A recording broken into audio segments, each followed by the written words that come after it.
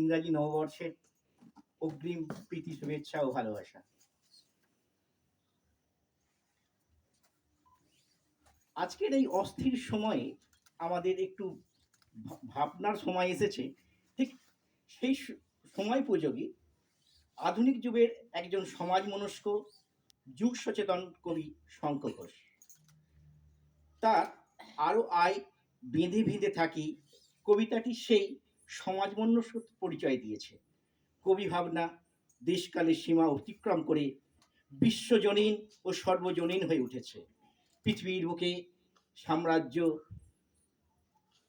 যুগভক্তিবাদী আগ্রাসনে যুদ্ধ বিধ্বস্ত সর্বহারা আতঙ্কগ্রস্ত অসহায় সাধারণ মানুষদের উদ্দেশ্যে যে কবি এ আহ্বান জানিয়েছেন।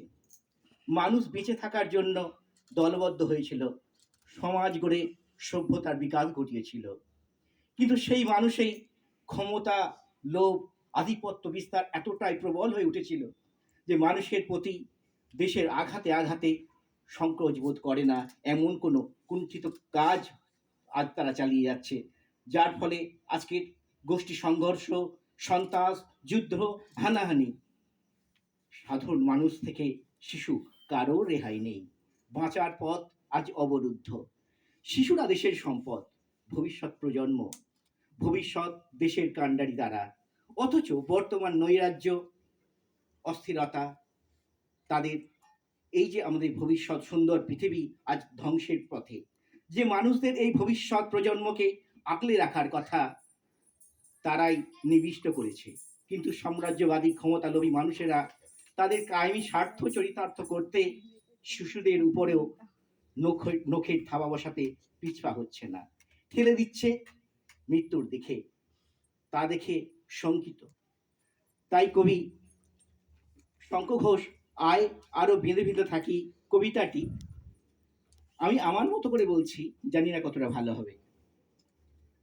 আমাদের ডান পাশে ধস, আমাদের বাঁয়ে গিরিখাত, আমাদের মাথায় বোমারু, পায়ে পায়ে হিমানির বাঁধ, আমাদের পথ নেই কোনো, আমাদের ঘর গেছে উড়ে, আমাদের শিশুদের সব ছড়ানো রয়েছে কাছে দূরে। আমরাও তবে এইভাবে এই মুহূর্তে মরে যাব নাকি?